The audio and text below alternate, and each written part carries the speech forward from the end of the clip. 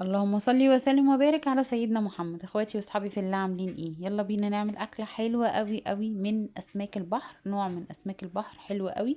ناس كتير قوي قوي بتحبه. مبدئيا هنجيب بولتين، بوله فيها 3 ليمونات، وبوله حطيت فيها معلقه من الملح وحطيت عليها نص معلقه من الكمون.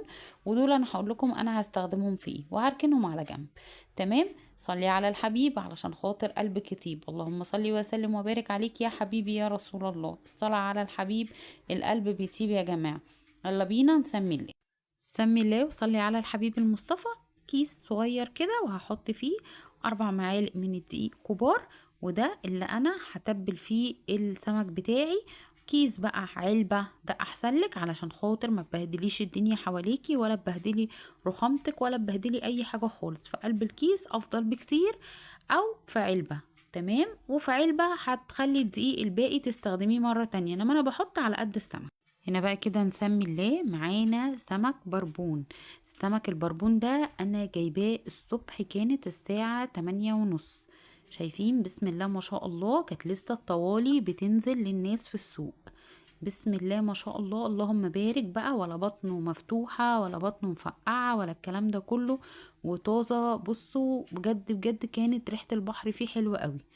طبعا بصوا زي ما انتم شايفين كده، بنبدر في قلب الكيس علشان خاطر ما نبهدلش الدنيا. هو بنحرك الكيس شمال ويمين، السمكية بتطلع معاكي متبدرة كويس. طبعا لو بعمل سمك بولتي بتبقى مثلا يبقى الكيس اكبر شوية، او في علبة اكبر شوية، متبقاش علبة صغيرة.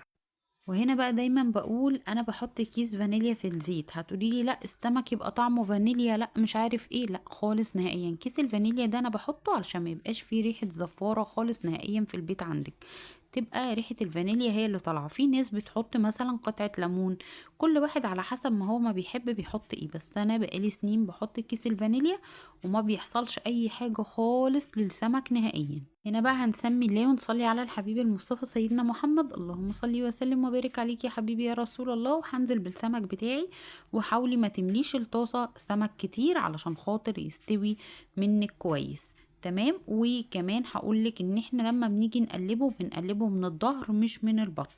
وليه انا بقولك تقلبيه من الظهر؟ علشان خاطر البطن بتبقى ضعيفة جدا، فخلي على طول تقليبك يبقى من الظهر، وده بيبقى افضل بكتير. وهنا بقى جه دور الملح والكمون اللي احنا عملناهم. هنرشرشهم كده على كل شوية سمك بتطلعيهم، وكمان هنعصر عليهم عصرة ليمون، بيديله طعم حلو وبيبقى متملح معاكي كويس. وهنا كده بسم الله ما شاء الله، اللهم بارك. السمك بتاعنا حلو جميل، طعمه بصراحة بيبقى حلو جدا، بالذات لما بيكون السمك طازة.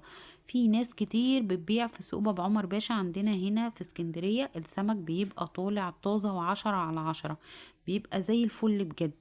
تمام. وفي كمان ناس في بحري عند الحلقة بيبقى لسه برضو السمك طالع من البحر طازة.